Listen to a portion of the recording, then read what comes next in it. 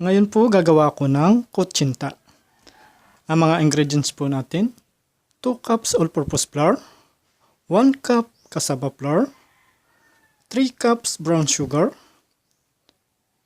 5 cups water, and 1 tablespoon live water. Yan po yung lihiya.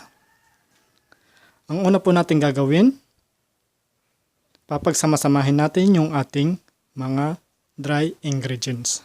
Kagaya ng cassava flour, all-purpose flour, and sugar. Magsisimula na po tayo.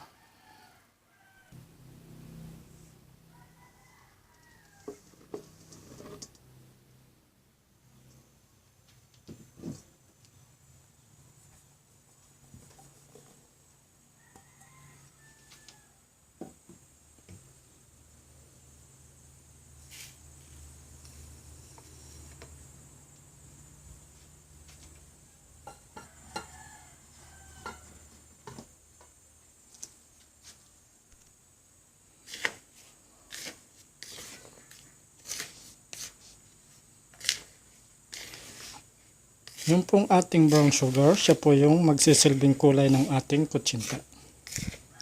Kaya po brown sugar yung ating gamit.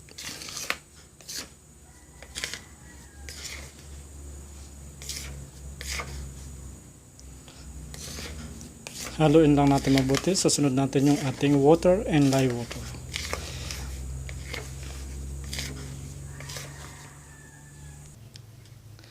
Ayan po, na-mix na natin mabuti. Susunod natin yung ating water.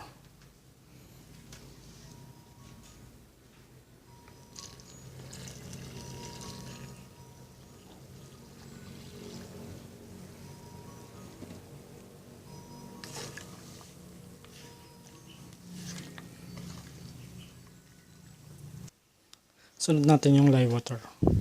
Pwede rin po kayong hindi gumamit ng live water kung ayaw nyo pong gumamit ng live water. Ayan, after natin ma-mix na mabuti, atin naman siyang sasalain.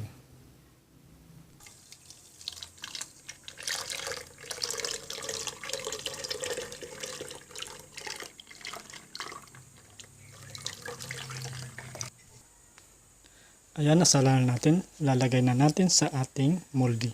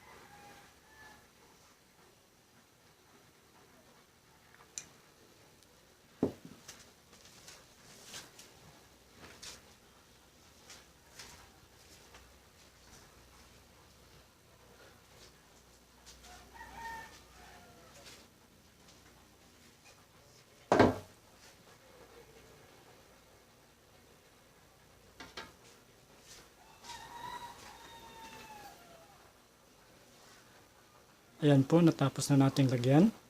Atin na siyang i-steam. Ayan, i-steam natin siya ng mga 20 minutes to 25 minutes or hanggang sa maluto siya.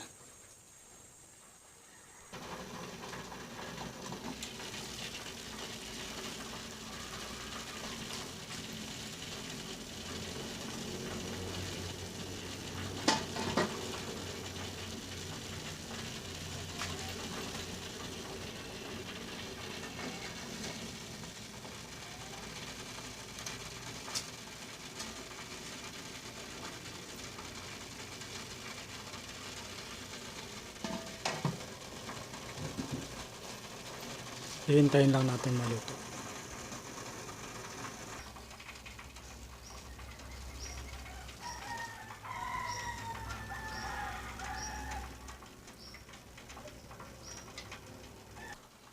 Ayan po, after 25 minutes, luto na yung ating kutsinta.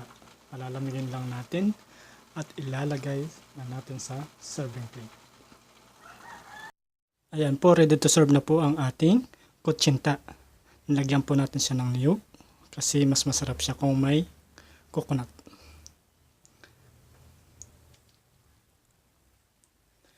Ready to serve na po ang ating kutsinta.